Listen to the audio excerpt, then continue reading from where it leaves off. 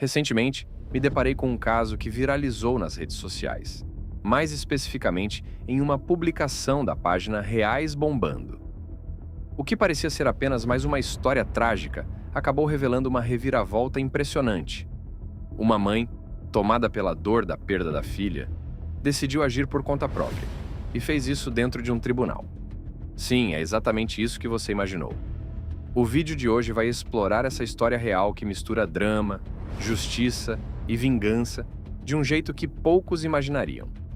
Antes de entrarmos nos detalhes, aproveita para curtir o vídeo e se inscrever no canal, se ainda não for inscrito. Isso ajuda demais o nosso trabalho a alcançar mais pessoas. E claro, não custa nada. Marianne Beckmeyer nasceu em junho de 1950, na Alemanha, e desde cedo enfrentou uma vida complicada. Criada em um lar extremamente religioso, ela conviveu com um pai autoritário e violento, um ex-integrante da SS, braço militar do Partido Nazista. Ao invés de oferecer proteção, ele passava mais tempo bebendo em bares do que cuidando da própria família. Após a separação dos pais, Marianne foi morar com a mãe e o novo padrasto. No entanto, a mudança de ambiente não trouxe alívio. O padrasto também era controlador e rígido, e a jovem continuava sem liberdade. Sem apoio e enfrentando constantes conflitos em casa, ela acabou sendo expulsa pela própria mãe, que a culpava pelos problemas familiares. Sem ter para onde ir, Marianne teve que aprender a se virar sozinha. Aos 16 anos, engravidou pela primeira vez, mas o bebê foi entregue para a adoção. Pouco tempo depois, ainda muito jovem, engravidou novamente, dessa vez após sofrer um abuso. O segundo filho também foi colocado para a adoção. Essas experiências dolorosas marcaram profundamente sua vida e a fizeram acreditar que jamais teria uma família de verdade. Contudo, essa ideia mudaria alguns anos mais tarde. Em 1972, Marianne acreditou que poderia finalmente reconstruir sua vida. Ela começou um relacionamento com Christian Berthold, gerente do bar onde trabalhava, e logo engravidou pela terceira vez. No dia 14 de novembro daquele ano, nasceu Anna, sua primeira filha que ela realmente pôde criar. Mas a esperança durou pouco.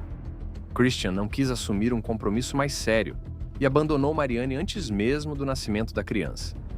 Sem uma rede de apoio ou qualquer suporte, ela teve que enfrentar a maternidade sozinha. Com dificuldades financeiras e emocionais, Marianne levava Anna todos os dias para o bar onde trabalhava. Não havia outra opção. Ela também não teve uma referência materna positiva em sua própria vida, então acabou criando a filha com um senso precoce de responsabilidade. Anna era tratada como uma pequena adulta, desde cedo encarregada de cuidar das próprias coisas.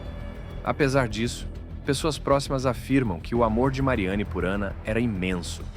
Sua vida girava em torno da filha, e tudo o que fazia era pensando no bem-estar da menina, que crescia sendo descrita como alegre, carismática e cheia de energia.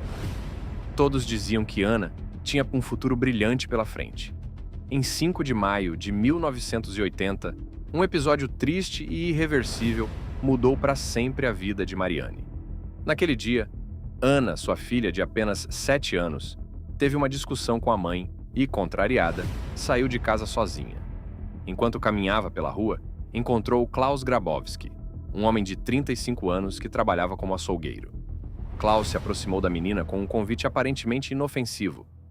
Disse que ela poderia brincar com seus gatos em sua casa. Ingênua e sem noção do perigo, Anna aceitou. Infelizmente, ela nunca mais voltou para casa. Mais tarde, descobriu-se que Klaus tinha antecedentes criminais graves relacionados a crimes contra menores. Naquela noite, ele revelou à namorada que havia cometido um ato terrível. Chocada com a revelação, a mulher aproveitou o momento em que ele saiu de casa e correu até a delegacia para alertar as autoridades. A polícia conseguiu localizar e prender Klaus ainda naquela noite, em um bar. Durante o interrogatório, ele admitiu sua responsabilidade, embora tenha tentado justificar suas ações com versões distorcidas e inaceitáveis dos fatos. A perda de Anna foi devastadora para Marianne. Diante da brutalidade do ocorrido e da sensação de impotência, ela prometeu a si mesma que faria justiça, não importando quanto tempo fosse necessário. Essa promessa marcaria os acontecimentos dos meses seguintes. O julgamento de Klaus Grabowski foi marcado para o ano seguinte ao crime. Durante esse período, Marianne se manteve firme em sua promessa de fazer justiça pela filha. Em silêncio, ela começou a planejar seus próximos passos. As audiências do caso aconteceram na cidade de Lübeck, e Marianne acompanhou cada uma delas com atenção, ouvindo as testemunhas e mantendo a compostura. Ela estava programada para depor como testemunha alguns dias após o início do julgamento. No dia 6 de março de 1981, uma sexta-feira, Marianne chegou ao tribunal um pouco mais tarde que o habitual.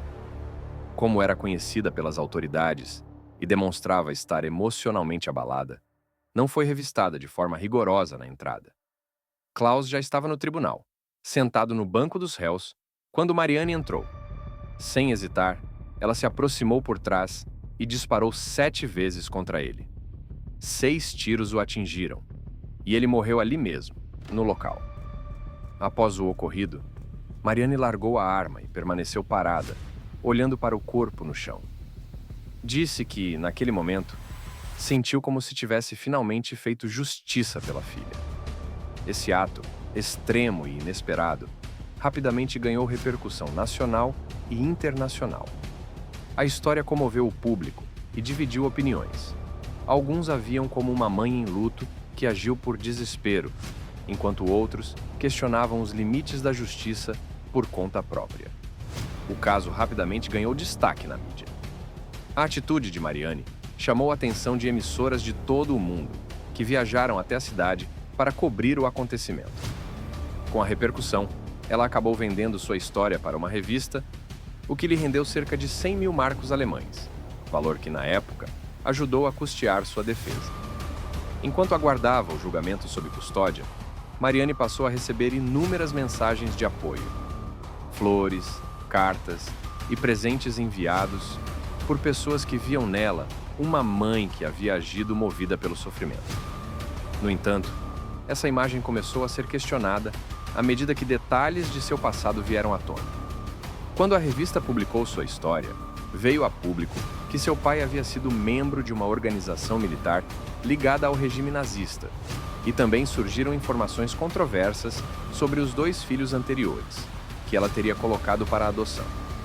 Além disso, especulações surgiram de que Marianne estaria considerando colocar Anna para adoção antes do crime, informação que nunca foi confirmada oficialmente, mas que afetou a percepção pública do caso. O julgamento de Marianne começou em 2 de novembro de 1982. Inicialmente, ela foi acusada de assassinato.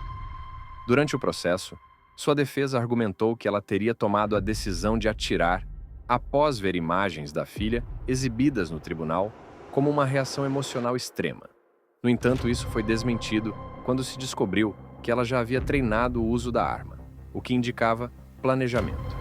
No fim, em 2 de março de 1983, Marianne foi condenada por homicídio culposo, sem intenção de matar, embora no contexto legal alemão isso tenha sido uma atenuante relacionada à motivação emocional, e por porte ilegal de arma.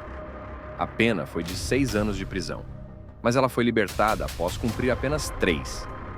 Após cumprir 3 anos de prisão, Marianne foi libertada.